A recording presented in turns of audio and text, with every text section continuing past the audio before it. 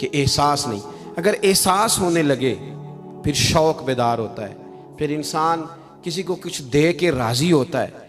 پھر اس کا حضرت حذیفہ بن یمان رضی اللہ تعالیٰ عنہ فرماتے ہیں, یہ حدیث امام غزالی لائیں اور اپنی سند کے ساتھ لائیں.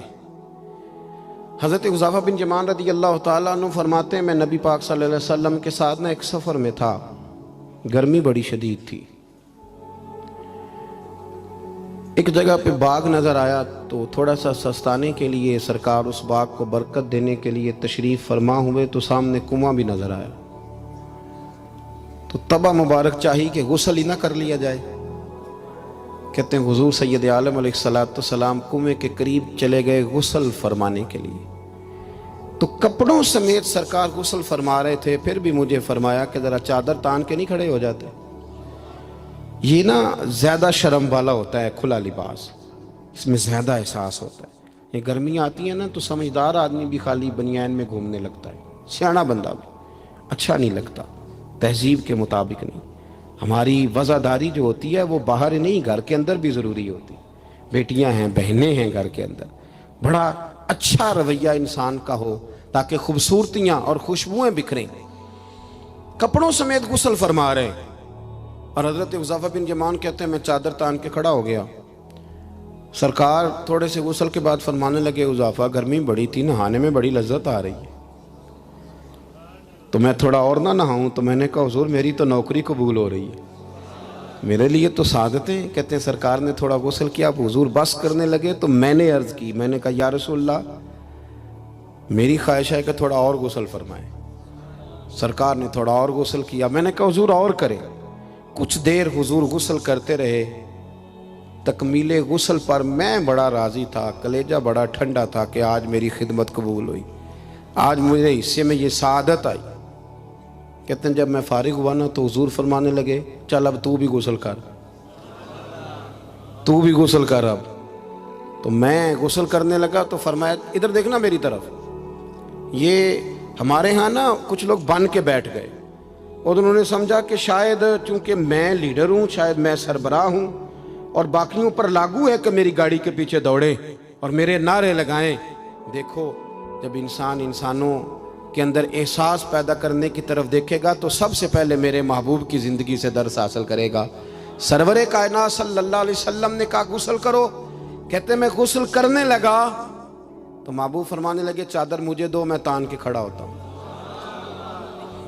کہتے ہیں میرے تو پیروں تلے زمین نکل گئی. میں نے کہا یا رسول اللہ صلی اللہ علیہ وسلم مہربانی فرمائیں آپ یہ نہ کریں. تو حضور نے فرمایا تو نے کیا ہے نا تو میں کیوں نہ کروں. کہتے ہیں اب حضور نے حکم دیا تو میں نے چادر سرکار کو پیش کر دی. حضور تان کے کھڑے ہو گئے تو میں جلدی سے غسل کر کے فارغ ہو گیا. میں نے کہا حضور نہا لیا ہے. فرمایا حذیفہ مجھے گرمی لگ رہی تھی تو تمہیں بھی لگ رہی ہوگی نا, صحیح کر کے غسل کرو.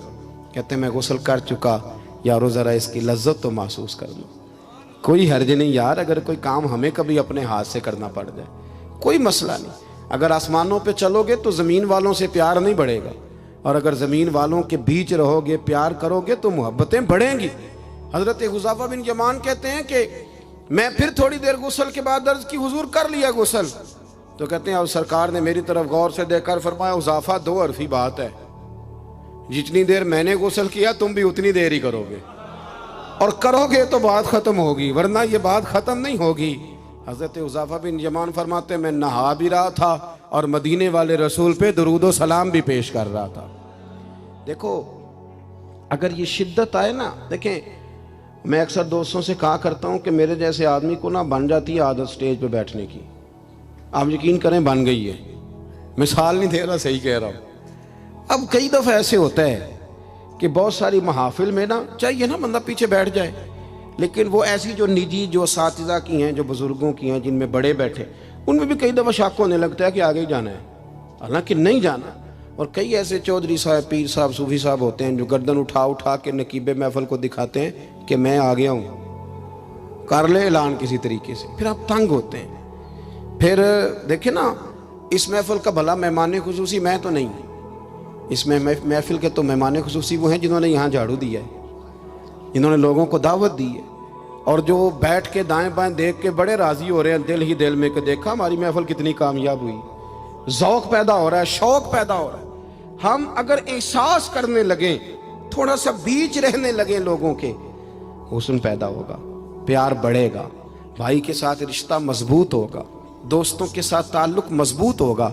یہ جو ملازم چھوڑ کے چلا جاتا ہے نا, اس کو 5,000 زیادہ ملتا تو نکل جاتا ہے, اس کی وجہ یہ تھی کہ آپ کا اس کے ساتھ رشتہ مضبوط نہیں تھا.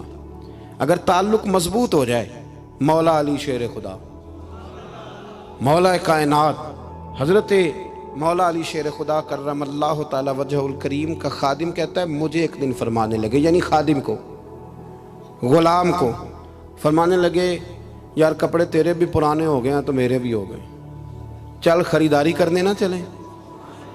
کہتے مجھے لے گئے بازار اور 2 جوڑے حضرت علی نے خریدے, ایک خاصا مہنگا تھا, ایک سستا تھا. میں سمجھ گیا کہ مہنگا آقا کا ہے اور سستا غلام کا ہے. کہتے ہیں وہ تھیلے میں ڈالے, اٹھانے میں نے تھے, میں نے وہ اٹھائے اور میں چلنے لگا. کہتے ہیں جب وہ چوک آیا نا جہاں سے مولا کائنات شیر خدا کرم اللہ تعالی وجہ الکریم نے اپنے حجرہ نور میں جانا تھا اور میں نے اپنے گھر میں جانا تھا, تو حضرت مولا علی شیر خدا فرمانے لگے, لا بھی بیٹا میرے والا سوٹ مجھے دے دے. تو بالکل طے شدہ بات تھی. میں نے وہ مہنگا جوڑا نکالا اور حضرت علی کی طرف بڑھایا, تو حضرت علی فرمانے لگے, یہ تو نہیں میرا, میرا تو وہ دوسرا ہے. تو وہ شخص کہتا ہے, میں نے ایک فلسفہ بیان کیا, میں نے ایک علت بیان کی, ایک لاجک بیان کی. میں نے کہا حضور یہ آپ رکھیں اور یہ جو سستا ہے یہ میں رکھتا ہوں. فرمایا وجہ؟ کہنے لگا حضور وجہ بڑی سادی سی ہے, ایک پورا فلسفہ اس کے پیچھے, اور فلسفہ یہ ہے کہ آپ آقا ہیں اور میں غلام ہوں, تو آقا مہنگا پہنے اور غلام سستا پہنے. تو حضرت علی وہ والے عالم ہیں جن کو علم بھی مدینے والے رسول نے عطا فرمایا ہے. تو آپ حکم بھی کر سکتے تھے کہ نہیں تو لا, میں نے وہی پہننا ہے, حکم بھی کر سکتے تھے, لیکن اس نے دلیل دی تھی نا, دلیل دی تھی نا, تو پہلے اس کی دلیل کو توڑنا ضروری تھا. حضرت علی کہنے لگے فلسفہ ہی تو نے بیان کرنا ہے تو اپنے والا نہ کر, تو میرے والا کر. اس نے کہا حضور کیا مانا؟ آپ فرمانے لگے, تو کہہ رہا ہے کہ مہنگا جوڑا میں پہنوں گا اور سستا جو ہے وہ تو پہنے گا. فرمانے لگے تو نے یہ دلیل بیان کی ہے کہ میں آقا ہوں تو غلام ہے, تو فرمایا تو میرے والی علت لینا. حضور وہ کیا؟ آپ فرمانے لگے تو پہن مہنگا اور میں پہنتا ہوں سستا, دلیل یہ ہے کہ تو جوان ہے اور میں بوڑھا ہوں, تو جوانوں کو پہننے چاہیے مہنگے کپڑے, بوڑھوں کا تو سستوں سے بھی گزارا ہو جاتا ہے. تو وہ خادم کہتا ہے میں لاجواب ہو گیا.